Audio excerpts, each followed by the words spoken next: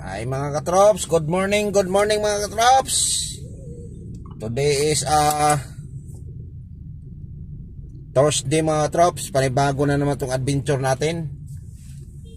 So maaga pa mga katrops, grabe yung traffic na. Ay, tukod na mga katrops oh.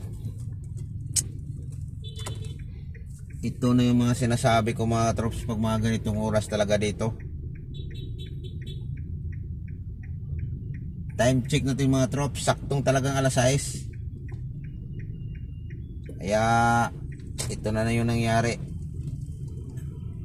For today's video mga katrops, panibagong araw na naman to, panibagong adventure natin to. Ulitin ko mga trops, ingat-ingat po tayong lahat. Grabe. So yung biyahe natin dito mga trops, mayroon tayong sasakyan na ipaparehistro natin sa LTO. So dalawa yun mga katrops, expire na kasi yung ano doon mga katrops. Isang buwan pa to tumawag sa akin. Sabi niya sa akin na kung mayroon pa daw akong time na paparehistro yung sasakyan nila. So pupunta tayo ngayon ng QC. So doon tayo. Kaya ayan, so sabi ko sa may-ari na agahan ko na lang para kasi may limit kasi yung mga trops, yung mag-smoke na sasakyan. Karamihan 100 lang sa isang araw, 50-50, 50 umaga o 50 hapon, o kaya 100 umaga 100 din hapon, so 200. So sabi ko mga trops, agahan ko na lang siguro mga 5 na sa bahay na. Sabi niya sobra naman daw ng aga, so hindi naman tayo nagmamadali. So sabi niya kahit mga 9 o'clock na lang daw. Sabi ko pag 9 o'clock tayo baka maanuhan tayo ng makaabot na tayo ng cut off ng tayo ng smoke belching. Sabi niya okay lang daw, wala na problema sa kanya. Sabi ko sige. Kaya ayun, so pupunta tayo doon, magawa tayo ng video doon para yung iba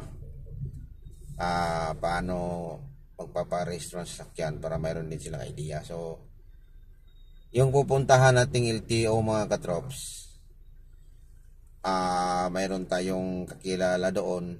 So medyo mas okay lang kasi sabi ko doon na lang tayo sa kakilala ko para mas madali at saka kilala naman natin yon.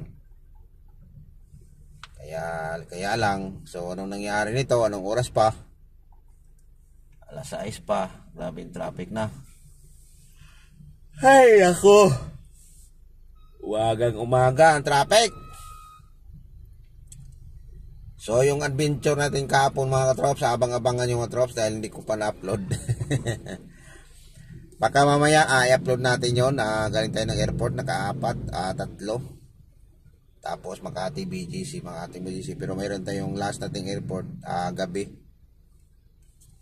Akala ko mga international lang yung madidili mga katrops ng biyahe, pati pa pala domestic. Pero grabe yung delay ng domestic kagahapon mga katrops. Mga isang oras mahigit. Ay nako, traffic. Ay dapat pala nagmarcos highway na lang tayo mga katrops, pero dumaan tayo ng gas. Yan, nabanggit natin yung gas mga katrops. Grabe talaga to mga katrops, pero hindi na natin to ipagtaka. Pero makasabi ka naman din ng grabe. Pag bumaba ang liit, pag lumaki grabe. Tapos pag magtaas, ang tagal mag-roll back, ang tagal bumaba. Pero, pag tumaas, ang bilis. Kunyari mga tros, yun, bumaba ngayon. Siguro tag 1 linggo lang. Pero pag tumaas, abutin na 1 buwan bago naman bumaba. O, saan ka pa? Wala.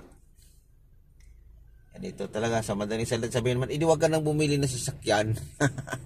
O ibinta mo sa sasakyan, bili mo ng gas. Ay. Sabi. Ay, umaga pa lang, traffic. Ano ba nangyari ito sa mundo nating ginagalawan? Sabi.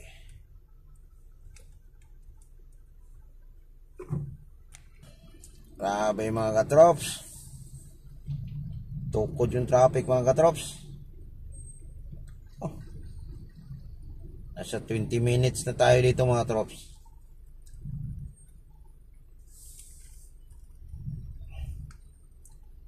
Ano bang nangyari sa mundo? Ang traffic.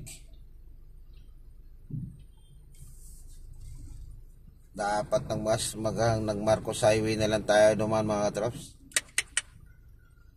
Hay nako mga trops, naipit na naman tayo sa traffic. Alam na natin sa sunod, pag mga alis tayo sa tapos punta tayo ng Cubao. Yan na tayo nila nito, Marcos Highway na tayo. Okay. Ayun mga trops, hanggang dito na lang yung video natin mga trops. Ingat po tayo lagi sa biyahe. Thank you very much for watching mga trops, and God bless sa ating lahat. Abang-abangan nyo yung next video natin mga trops. Pupunta tayo ng LTO. Mayroon tayong sasakyan na paparehistro natin. 2 yun. Sana matapos natin yung 2. Ayan, so thank you and ingat po tayong lahat. Bye-bye!